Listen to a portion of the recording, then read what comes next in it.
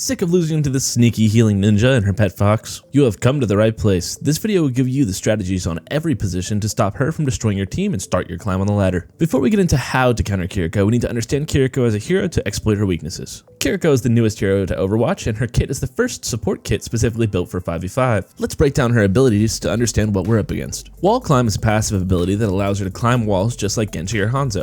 Fun fact, they all learned this from Kiriko's mom. No, I promise that was not a mom joke, that actually happened. Healing of Afuda is her primary fire and source of all her healing. This does 13 healing per talisman, or 26 per burst, for a total of 78 healing per second. Her talisman are a homing projectile, meaning they will track targets they are thrown at and have a max range of 35 meters to lock on. Kunai is Kiriko's damage dealing ability. She throws knives at your face, which do 40 to the body or a whopping 120 to the head. These kunai are a very slow projectile and are extremely difficult to aim. Most Kirikos will spend a majority of their time spamming these between healing into the team fight, and they can be devastating if you are hit by the random crossfire. Swift Step is one of her strongest abilities. This is a teleport on a 7-second cooldown. Kiriko is able to teleport to her teammates. This will cleanse her of all negative abilities, give her a brief invulnerability frame, and allow her to get to a safe space instantly. It is important to know that she cannot TP if her movement is impeded, i.e. Junk Trap, May Freeze, Grab, etc. Protection Suzu is basically Anna's nade, except the opposite. This ability is a projectile that splashes on the ground, heals for 50, and more importantly gives your team invulnerability and cleanses all negative effects. Kiriko's ultimate is Kitsune Rush.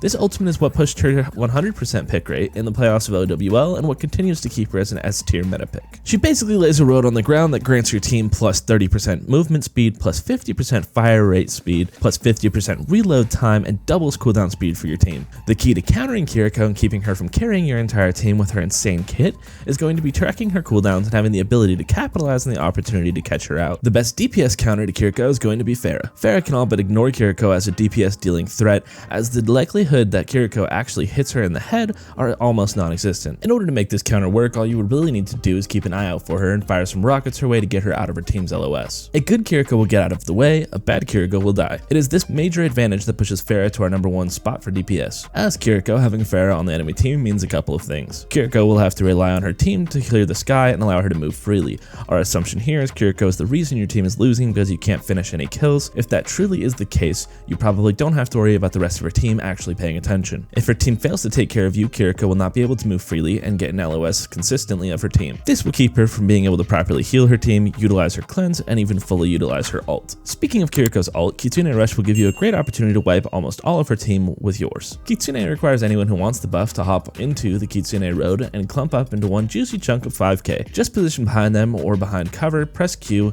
and collect that free play of the game.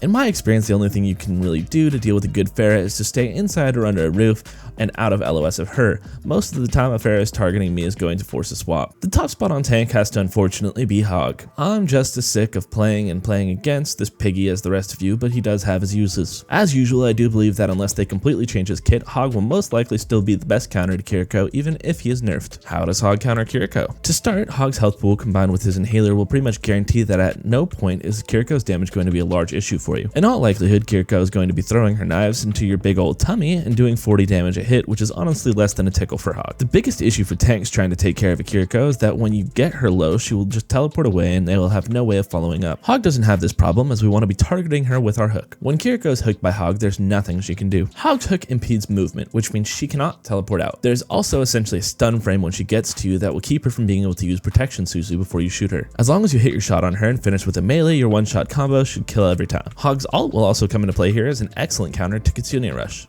I will admit it does take a bit of support to make this work, as an entire team focusing one Hog while buffed by Kitsune is definitely nothing to scoff at. If you can keep Hog alive, the enemy team does need to respect his ult, and even if they don't, he can effectively sweep them out of Kitsune's AoE and take away the buff. Kiriko is probably the strongest support.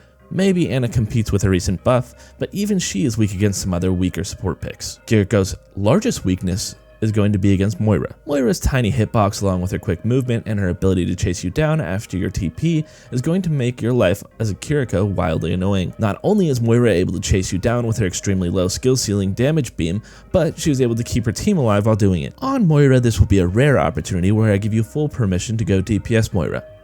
No, not full DPS Moira. Ideally, we will find a route to where Kiriko is set up without having to shift in, drop on her, and fire up the sucky. If she TPs away, you shift to chase her down and finish the kill. Not only is Moira able to be a thorn in Kiriko's side throughout the game, but Coalescence is a very strong ult to pop during Kitsune Rush, as she can heal everyone at once while simultaneously dealing damage to the enemy team, who is most likely lined up on the road created by Kitsune. If you're still here, drop a sub so you can get the important counters the day they come out, instead of losing your SR until you search for my videos. Till next time.